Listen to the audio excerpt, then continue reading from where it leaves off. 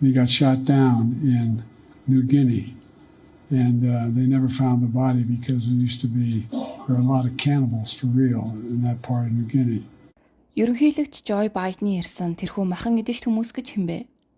Баг байхад зомби ч юм уу махан идэгч хүмүүс хүний махаар хоолж байгаа кино үзээд ердөөл кино шүү дээ хэмээн итгэдэггүй байлаа.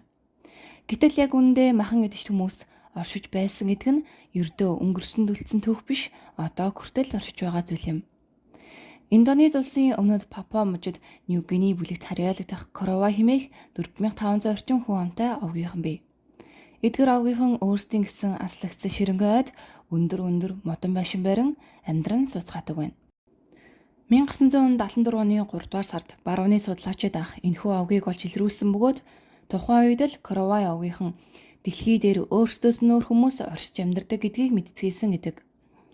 Энэхүү овгийг судлахаар түүнээс хойш хэд хэдэн судалгааны баг очиж байсан бөгөөд нэгэн жишээ дурдан ярихад 2006 оны 5 дугаар сард судалгаа хийж явсан Австралийн багийнхан дээр Корова овгийн нэгэн хүн хурц ирэн түүний 6 настай ач хүүг чөтгөрт эзэмдүүлсэн гэж үзээд алж махыг нь идэх гээд байна гэд тусламж хүсэн ирж үжээ. Тухайн судалгааны багийнхан туслах гэж оролцсон боловч тухайн үед Индонезийн эрх баригчид тэднийг визний асуудлаас үүдэн албатан гаргасгаасан байдаг.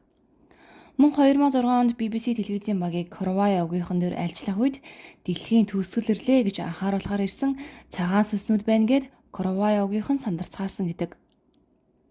Мөн хэдхэн жилийн өмнө буюу 2016 онд Британий осод Папуа Нью Гиней дэх ширэгэн ойгоор аялж явах үедээ Корова овгийнханд баригдан хэд хэдэн удаа хутгалуулж алуулахаас өмнө арайхийн цухтан гарч чадсан байдаг. Хүний махан идэвчний хоол болохоос зугтаж чадсан энэхүү хосын талаарх мэдээ нэг хэсэг шүүгүүлээд амжижээ. Корова овгийнхан дэлхий дээрх хамгийн сүүлчийн хүний махан идэвчтэн бөгөөд өөрсдийн гэсэн өвөрмөц соёлын улмаас хүний махыг иддэг гэжээ. Эдгээр овгийнхан 2012 оноос хойш хүний махыг идээгүй хэмээн үзэсгэлэгч хүний суурьшлийн бүс нутгаас алслагдмал амьдардаг учраас хүний махыг одоо хүртэл иддэг байх магадлал өндөр юм. Тэд одоо хүртэл гадаад ертөнцийн хүмүүс бол муу ёрийн сүнс чөтгөрийг биендээ тээгчд хэмээн итгэдэг. Хэрвээ өндөр модон дээрээс унах юм уу дайнд ялагдаад өгвөл тухайн хүний өхлийн шалтгаан илэрхий учраас иддэггүй. Харин ямар нэгэн өвчин тусвал шинжлэх ухааны талаас бус харин зөвхөн чөтгөр хар шидэнд эзлүүлсэн хэмээн бат итгэдэг. Тэрхүү чөтгөр тухайн хүний биеийг дотроос нь идэж ирлэх учраас чөтгөр шүглсэн хүнийг аалж идснээрээ тухайн биеийн дотор орсон чөтгөрийг дарж авдаг хэмээн үздэг байна. Мөн Корова овгийнхан өөр нэгэн тохиолдолд хүний махыг иддэг. Соёлжсон нийгэмд хүмүүс хуулийн хүрээнд альва хулгай дээрэм гэх мэт асуудлыг шийддэг бол энэхүү овгийн хувьд тухайн хүнийг алж идэн шийдэгдэг байна. Мэдээж орчин үеийн хүмүүс шиг мөнгө, алт, үнэт идэлэл гэх мэт зүйлсийг тэд хулгайлахгүй. Харин бусад огоосоо эмэгтэй хүмүүсийг хулгайлдаг байна. Тухайн эмэгтэй үнийг хулгайлсан үнийг шийдэх цорын гац шийдэглэл нь энэ болж таархна. Албан бос мэдээллээр тэд хүний тархийг бүлээн байгаа дээр нь хамгийн төрүүлж иддэг бөгөөд биеийн үс хумснаас бусад бүхий л идэрхтнийг иддэг гин. Жирэмсэн эмэгтэйчүүд болон бага насны хүүхдүүд хүн идэх зан үйлд оролцдоггүй. Тухайн алсан хүнийхээ толгойг энэ хүн чөтгөр шуламд эзэмдүүлсэн байна гэдгийг нь анх олж нээсэн хүнд өгдөг уламжлалтай бөгөөд биеийн бусад хэсгийг нь жигнэж иддэг байна.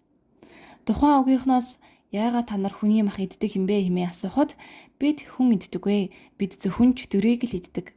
Чөтгөрт эзэмдүүлсэн л бол тэр хүн бидний ах байна уу дүү байна уу хамаагүй хүн гэж авч үздэг хэмээн хариулсан байдаг. Энэхүү овгийн амьдралын хэм маягийн талаар дурдвал эрэгтэйчүүд нь 20 наснда ихэвчлэн гэрэлдэг бол эмэгтэйчүүд анхны сарын тэмдэг ирэх үед гэрэлдэг байна. Тэд өөрсдийн барьсан модон байшинд амьдардаг бөгөөд нэг байшинд гэхэд л 15 хүртэлх тооны хүмүүс амьдардаг. Үүнд өрхийн тэргүүн болон түүний эхнэр, зарим нь хэд хэдэн эхнэртэй. Мөн гэрлээгүй хүүхдүүд багтана. Эмэгтэй хүн нэгэнд гэрэлсэн бол хүүхдийн тоноос хасагдаж төрсөн гэрээ орхин нөхөртэйгөө заавал хамт амьдрах ёстой байдаг байна.